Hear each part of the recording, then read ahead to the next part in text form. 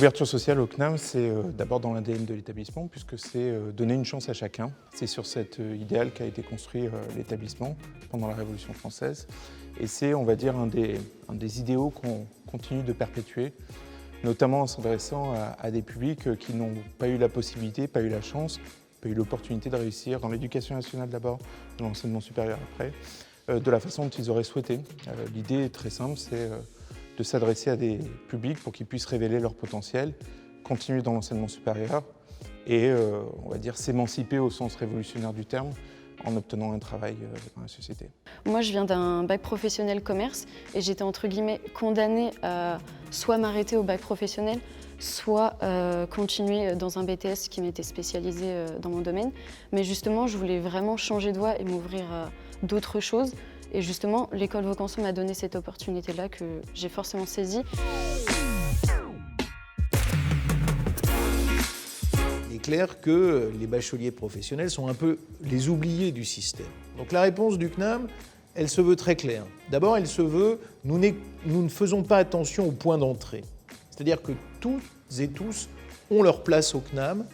L'important, je vais vous dire, la seule chose qui pour moi est absolument incontournable, c'est l'envie, la motivation, celle que vous incarnez, c'est-à-dire avoir envie de faire quelque chose de sa vie. Et puis, le mot-clé, c'est l'employabilité. C'est-à-dire que le mot-clé, c'est qu'un jeune va venir au CNAM parce qu'il sait qu'après, il va avoir un métier et un travail.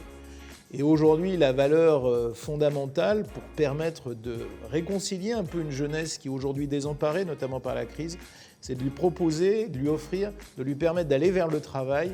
Et c'est ce que nous portons au quotidien au Conservatoire. C'est une formation qui va nous permettre d'avoir une ouverture d'esprit sur beaucoup de compétences. On nous apprend à utiliser les méthodes et outils de communication orale comme écrit. Aussi, en sciences pour l'ingénieur, de s'ouvrir sur beaucoup de domaines, par exemple sur l'éolienne, les panneaux solaires, de les programmer aussi en informatique, administration, réseau, de savoir utiliser les méthodes pour concevoir des systèmes, des systèmes numériques, comme aussi une chaîne de montage en industrie. Donc c'est une formation vraiment hyper diverse, qui va nous permettre d'aller dans n'importe quel domaine professionnel. Ça m'a fait grandir, ça m'a donné beaucoup plus de maturité professionnelle, mais comme personnelle. J'ai fait mon pass numérique pro option intégration web. Ça m'a plu et du coup, là, cette année, je faisais le bac +1. Voilà, c'est la continuité logique de ce que j'avais entrepris. Vous êtes l'exemple type en fait, de la personne à qui correspond le parcours du bac +1. C'est pour des jeunes bacheliers, bacheliers professionnels, bacheliers technologiques, bacheliers généraux, des décrocheurs scolaires qui souhaitent s'engager dans l'enseignement supérieur sur une formation relativement courte, sur une formation d'1 an, pour que s'ils le souhaitent par la suite, ils puissent ou s'engager dans un cycle d'enseignement supérieur sur un bac +2, voire sur une licence, un bac +3, ou s'intégrer dans le milieu professionnel, en entreprise. Pour nous, c'est d'accompagner à travers ce que nous savons faire, c'est-à-dire la montée en compétences. Donc c'est d'essayer de former le plus possible en fonction des besoins que la crise a montrés.